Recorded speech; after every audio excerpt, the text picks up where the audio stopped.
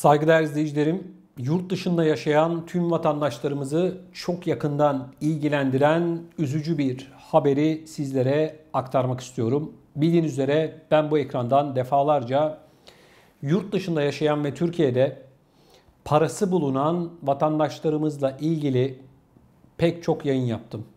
Neydi bu konu? Otomatik finansal bilgi paylaşımı.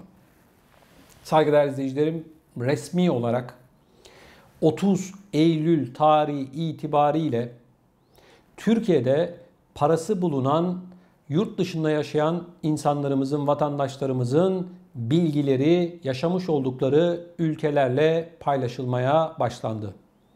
Yaklaşık 3 ay sürecek olan bu paylaşım sonucunda eğer Türkiye'de herhangi bir bankada bir paranız varsa artık bundan yaşamış olduğunuz ülkenin Maliye Bakanlığı haberdar olacak.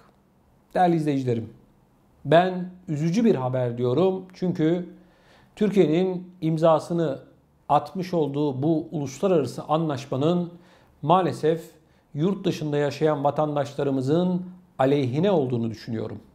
Peki, değerli izleyicilerim, bundan sonra neler olacak?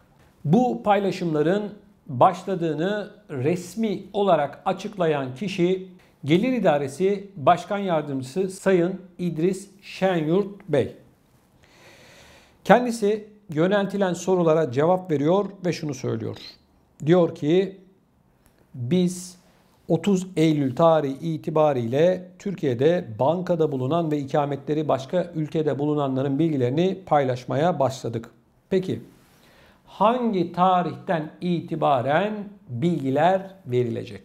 Yapılan açıklamaya göre 2019'un bilgileri, 2020'nin bilgileri içinde bulunduğumuz yılın içerisinde verilecek. İçinde bulunduğumuz bu yılın bilgileri de önümüzdeki yılın Eylül ayında verilecek. Evet. Değerli izleyicilerim, yapılan bu açıklama bize gösteriyor ki yurt dışında yaşayan vatandaşlarımızı bundan sonra sıkıntılı ve düşünceli bir dönem bekliyor.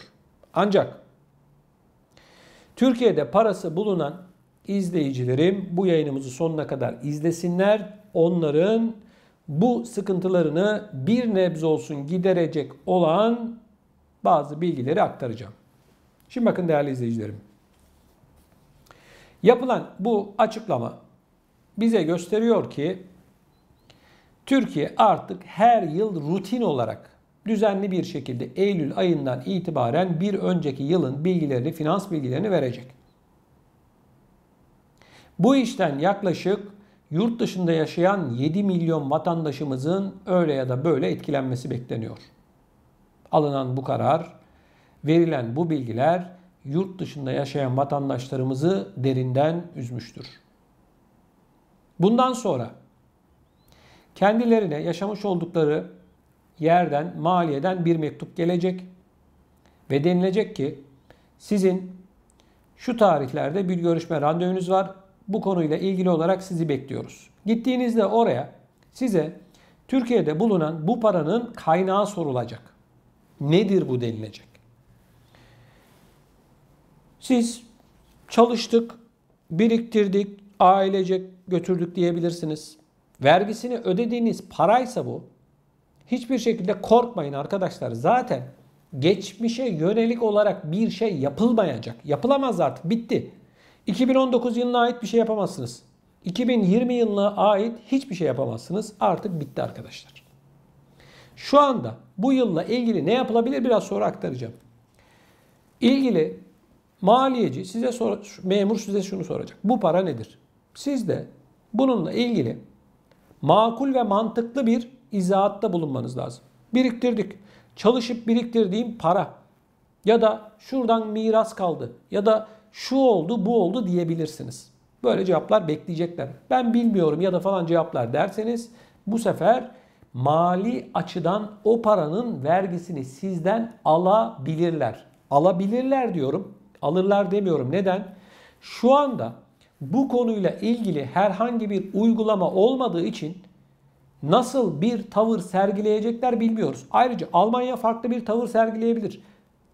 Fransa ya da Hollanda, Belçika, Avusturya ve diğer ülkeler farklı farklı tavırlar sergileyebilir. Bunu bilmiyoruz. Ne zaman bileceğiz? Uygulama başlayınca bileceğiz. Şimdi ben görüyorum sosyal medyada birileri öyle diyor, birileri şöyle diyor falan filan. Hiçbirine inanmayın. Şu anda bilgilerin paylaşıldığı doğru. Nasıl bir şeyle karşılaşacağınızı, nasıl bir yaptırım olacağı daha belli değil. Bunları biz hepsini çok yakından takip ediyoruz. Sizinle paylaşacağız, rahat olun. Şimdi çok sayıda sosyal yardım alan vatandaşlarımız da bize soruyor. Bu sosyal yardımlarınız kesilir mi? Bakın arkadaşlar, şunu net olarak söyleyeyim. Size eğer sosyal yardım alıyorsanız size şunu söyleyeceklerdir. Sen bizden param yok, geçinemiyorum diye sosyal yardım alıyorsun ama bak Türkiye'de param varmış diyecekler. Sosyal yardımınızı kesebilirler. Kesebilirler. Şimdi bana göre de doğru bir şey. Niye? Türkiye'de param varsa önce o parayı ye, bitir, ondan sonra bu devletten gel, sosyal yardım al. Mantıklı olan da bu zaten arkadaşlar. Hani beni yanlış anlamayın, sosyal yardım alan arkadaşlar ya bu adam işte bizim paramızı vergi almalarını istiyor falan. Hayır arkadaşlar, ben böyle bir şey istemiyorum. Beni takip edenler bilir. Aksine ben bu olayın bir şekilde Türkiye tarafından bilgilerin verilmemesi gerektiğini savunan biri gurbetçilerimiz için. Şimdi sosyal yardım almıyor diyelim bir vatandaşımız. Onun için de çok fazla bir şey değişmiyor. Bu iş, bu bildirim sosyal yardım alıp almamakla ilgili bir şey değil. Sosyal yardım almıyorsan da diyecekler ki bu para nedir? Kaynağını bize açıkla diyecekler. Hiç kimse sizin Türkiye'deki paranıza falan el koyamaz. Böyle bir şey yok arkadaşlar. Vergisini alabilirler. En fazla bunu yaparlar. Korkmayın arkadaşlar. Rahat olun. Zaten geçmişe olan oldu. Ona yapacak bir şey yok. Yani uykularınızı falan kaçırmayın arkadaşlar. Gerek yok. Takip edin bakın bu kanalı. Anlatıyorum ben. Çok yakından ben sizin adınıza zaten takip ediyorum. Rahat olun. Şimdi biraz sonra bu yılla ilgili çözümü anlatacağım. Şimdi vatandaş bana soruyor. Diyor ki benim Türkiye'de evim var, arsam var, tarlam var, ne bileyim arabam var diyor falan. Bu emekliliğim var diyor. Bunlar bildirilecek mi? Bakın. Bu yapılan anlaşmaya göre Türkiye'deki mal varlıklarınız bildirilmeyecek. Evinizdir, arsanızdır, oğlunuzdur bu. Bunlar bildirilmeyecek. Bankada bir paranız varsa bu para ve bu paradan elde etmiş olduğunuz faiz geliri varsa bunlar bildirilecek. 2019'un 31 Aralık tarihinde bankada kaç paranız varsa bu bildirilecek. 2020'nin 31 Aralık yani yılın son gününde kaç para bankada paranız varsa bunlar ve faiz geliri elde ettiyseniz bunlar bildirilecek. Bu kadar. Eviniz, arsanız, tarlanız falan bunlar bildirilmeyecek. Şimdi bazı vatandaşlarımız diyor ki ben diyor Türkiye'den emekliyim. Emekli olduğum, yaşamış olduğum ülkeye bildirilecek mi? Bakın arkadaşlar bu anlaşmanın kapsamında emekli olup olmadığınızı bildirmeyle ilgili herhangi bir şey yok. Bankadaki para. Sizin bankada paranız vardır. Emekli maaşınız oraya yatıyordur. İşte kiracınız vardır. Kira yatırıyordur her ay. Ya da bir para birine borç vermişsinizdir. Bir para yatmıştır o hesaba. Denilecek ki 31 Aralık tarihinde şu kadar parası ve şu kadar faiz almıştır denilecek. Onun haricinde bu paranın ne olduğu, emekli maaşı olduğu mu, yok işte bu paranın işte bir yer satmışsınızdır, o para olduğu mu, borç para vermişsinizdir, onun olduğu mu falan bunlar hesap hareketi detayı olmayacak. 31 Aralık'ta kaç para var ve faiz geliri elde ettiniz mi? Sadece bunlar bildirilecek. Unutmayın. Bir de değerli izleyicilerim, Türkiye'de özel sigortalar var diyorsunuz. Özel emeklilik sigortaları. Bu her ay bir para ödersiniz. İşte 10 yılın 15 yılın sonunda da derler ki al sana toplu para ya da her ay bir para alırsınız biliyorsunuz. Bu özel emeklilik, SGK emekliliği değil arkadaşlar. Bu özel emeklilik poliçeniz varsa bunlar da bildirilecek arkadaşlar. Kiralık kasaları soruyor vatandaş. Kiralık kasalar bildirilecek mi? Hayır arkadaşlar, kiralık kasalarla ilgili herhangi bir bildirim olmayacak. Rahat olun. Şimdi değerli izleyicilerim, çok soru var. Bunların hepsini tabii ki bu yayınımızda bizim anlatmamız mümkün değil ama ben sizlerden gelen çok sayıda soruyu elimden geldiği kadar cevaplıyorum. Şimdi ortak hesaplarla ilgili çok sayıda soru alıyoruz. Şimdi diyelim ki Siz ve eşinizle birlikte Türkiye'de bir bankada hesap açtınız. İşte Ali Bey, Fatma Hanım. Siz değerli izleyicilerim şöyle bildirim olacak. Ali Bey için ayrı bir bildirim, işte eşi için de ayrı bir bildirim olacak. Diyelim ki 100 bin euronuz var Türkiye'de. Ali Bey için 100 bin euro denilecek. Eşi için de 100 bin euro. Yani 50-50 bölünmeyecek. Toplu halde bildirilecek. Bunun da cevaplamış olalım. Çünkü çok sayıda bu konuyla ilgili soru alıyoruz. Bunun yanı sıra değerli izleyicilerim Türkiye'de şirket ortakları vesaire varsa bunların hesapları bildirilecek. Evet, bildirilecek arkadaşlar. Bunların da bilinmesi gerekiyor. Şimdi bu konuyla ilgili bir noktada sizi uyarmak istiyorum. Özellikle sosyal medyada görüyorum. Bazıları çıkıp sizi korkutarak gelin bize vekalet verin, sizin ikametgahınızı buraya alalım, sizin bildiriminiz olmasın, fırsatı hala kaçırmadığınız gibi şeyler söylüyorlar. Sakın ola ki inanmayın, paranızı falan kaptırmayın.